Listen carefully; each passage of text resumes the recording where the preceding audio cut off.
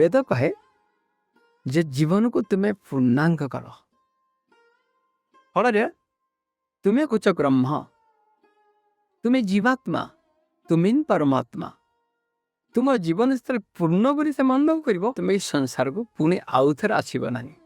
ବେଦ ସବୁବେଳେ ଏଇ କଥା କହେ, ପୂର୍ଣ୍ଣବଦ ପୂର୍ଣ୍ଣବିଦଂ ପୂର୍ଣ୍ଣାତ୍ ପୂର୍ଣ୍ଣମୁଦଚ୍ୟତେ ପୂର୍ଣ୍ଣସ୍ୟ ପୂର୍ଣ୍ଣମାଦାୟ ପୂର୍ଣ୍ଣମେବ ଏବ ଅବଶିଷ୍ୟତେ।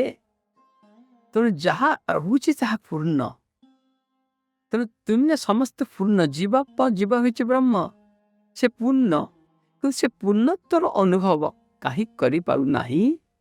ତାର କାରଣ ତାହାର ଜୀବନ ସଫଳ ହେଉନାହିଁ। ତା ଜୀବନ ସଫଳ ନ ହେବାର ଏକମାତ୍ର କାରଣ ହେଉଛି ତା ଭିତରେ ପୂର୍ଣ୍ଣ ଜ୍ଞାନ ଆସୁନାହିଁ। ପୂର୍ଣ୍ଣ ଜ୍ଞାନ ନ ଆସିବାର ଏକମାତ୍ର କାରଣ ହେଉଛି ଯେ ସେ ଜ୍ଞାନର ଏଇ ଯେଉଁ ଦୁଇଟି ଦିଗ, ସୃଷ୍ଟି ବିଷୟକ ଜ୍ଞାନ ଓ ସ୍ରଷ୍ଟା ବିଷୟକ ଜ୍ଞାନ, ଉଭୟ ଜ୍ଞାନ ତାକୁ ମିଳୁନାହିଁ। ଉଭୟ ଜ୍ଞାନ ମିଳିବାର ବାଟ ହେଉଛି କ'ଣ ନା, ବେଦ ଯେଉଁ ମାର୍ଗରେ ଆମକୁ ଯିବା ପାଇଁ ଚାହୁଁଛି ସେଇ ମାର୍ଗରେ ଆମେ ଯାଉନାହିଁ। ପ୍ରଥମ ବେଦ କ'ଣ? ବେଦ ଚତ୍ୱାର, ଚାରିଟା। ବେଦର ଚାରିଟା ବିଭାଗ ଅଛି। ପ୍ରଥମଟା ହେଉଛି ଋକ୍। ଋକ୍ ମାନେ, ଋକ୍ ଶବ୍ଦଟି ହେଉଛି ଯେ ଯାହା ଋତ ମାନେ ଯାହା ସତ୍ୟ, ଜ୍ଞାନ। ଋକ୍ ବେଦ ହେଲା ଜ୍ଞାନ। ଜ୍ଞାନ କ'ଣ? ଜ୍ଞାନ ସ୍ୱରୂପ କ'ଣ? এই ଜ୍ଞାନ ଆମକୁ କୋଉ କୋଉ ମାଧ୍ୟମରେ ପ୍ରାପ୍ତ ହେବ? ସେଟା ହେଲା ଋକ୍। ଜ୍ଞାନଟା ଆମେ ଜାଣିଲା ପରେ ଦ୍ୱିତୀୟ ଆମେ ଯାଉଛେ କର୍ମ। ଜ୍ଞାନକୁ ନେଇକରି ଆମେ କର୍ମକୁ ଯିବା। ଜ୍ଞାନକୁ ନେଇକରି କର୍ମ କଲେ କର୍ମରେ ବିଫଳ ଆସିବନି, କେବେ ସଫଳ ପାଇଁ ଆସିବ। ତେଣୁ ବେଦର ଦ୍ୱିତୀୟ ପାଦ ହେଉଛି ଯଜୁ। ଯଜୁର ଅର୍ଥ କ'ଣ? ଯଜୁର ହେଲା ଯଜ୍ଞ। ଅର୍ଥାତ୍ ଆମ ସମସ୍ତ କର୍ମକୁ ଆମେ କିପରି ଭାବେ ସମ୍ପାଦନ କରିବା, ତାପରେ ସବୁଯାକ କର୍ମ ହେଇଯିବ ଯଜ୍ଞ। ଯଜ୍ଞ ଅର୍ଥ ହେଲା ଅର୍ପଣ। ଜ୍ଞାନ ଉପରେ ରହିକରି ଆମେ କର୍ମ କରିବା ଏବଂ କର୍ମ କଲା ପରେ ଆମେ ଯେଉଁ ଫଳ ଆସିବ ତାକୁ ଆମେ ଅର୍ପଣ କରିବା। ଅର୍ପଣରେ ଥାଏ ଆନନ୍ଦ। ତେଣୁ ବେଦର ତୃତୀୟ ପଗଛ ହେଉଛି କ'ଣ ନା ସାମ। ତେବେ କହିଛି ସାମବେଦ। ପ୍ରଥମ ବେଦ ହେଲା ଋଗ୍ବେଦ, ଅର୍ଥାତ୍ ବେଦର ଋକ୍ ପାଠ। ଦ୍ୱିତୀୟ ହେଲା ଯଜୁର୍ବେଦ, ଅର୍ଥାତ୍ ବେଦର କର୍ମ ପାଠ। ତାପରେ ତୃତୀୟ ହେଲା ସାମବେଦ, ଅର୍ଥାତ୍ ଅର୍ପଣ ପାଠ, ଦାନ। ତାପରେ ହେଲା ଅଥର୍ବ ପାଠ, ଅର୍ଥାତ୍ ସମ୍ପୂର୍ଣ୍ଣ ଭାବରେ ସଫଳ ଜୀବନଯାପନ କରିବା, ପୂର୍ଣ୍ଣ ହେବା।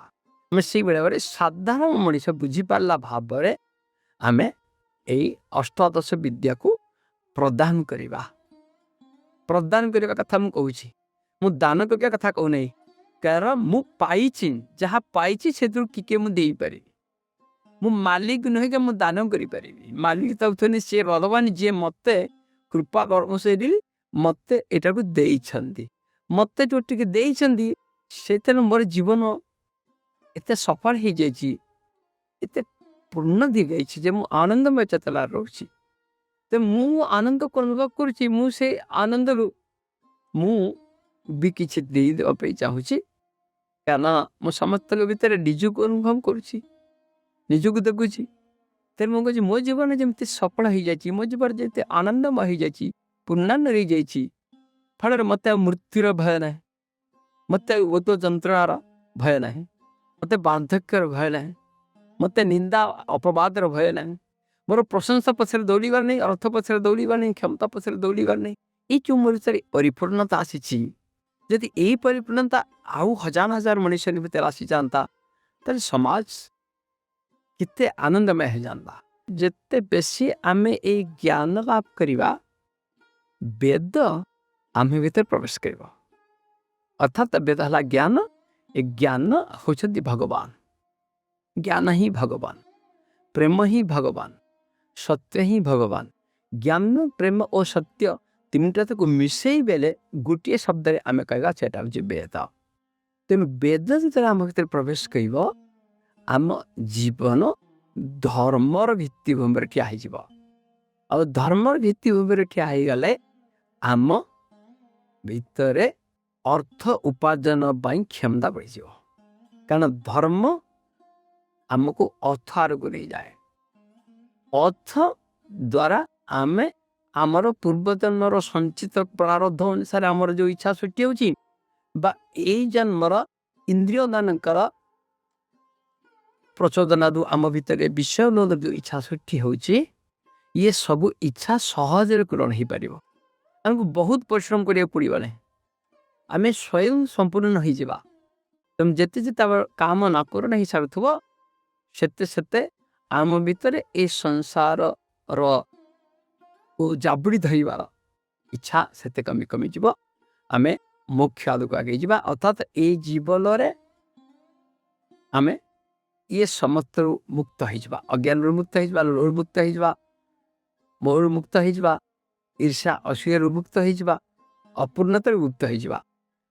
ପୂର୍ଣ୍ଣାଙ୍ଗ ଜୀବନ ଆମେ ବଞ୍ଚିବା ଏବଂ ଆମେ ଶେଷରେ କହିପାରିବା ଯେ ମୁଁ ପୂର୍ଣ୍ଣ, ମୁଁ ଅପୂର୍ଣ୍ଣ ନୁହେଁ। ପୂର୍ଣ୍ଣମଦଃ ପୂର୍ଣ୍ଣମିଦଂ ପୂର୍ଣ୍ଣମୁଦଚ୍ୟତେ ପୂର୍ଣ୍ଣସ୍ୟ ପୂର୍ଣ୍ଣମାଦାୟ ପୂର୍ଣ୍ଣମେବାବଶିଷ୍ୟତେ। ଜୟ ଜଗନ୍ନାଥ।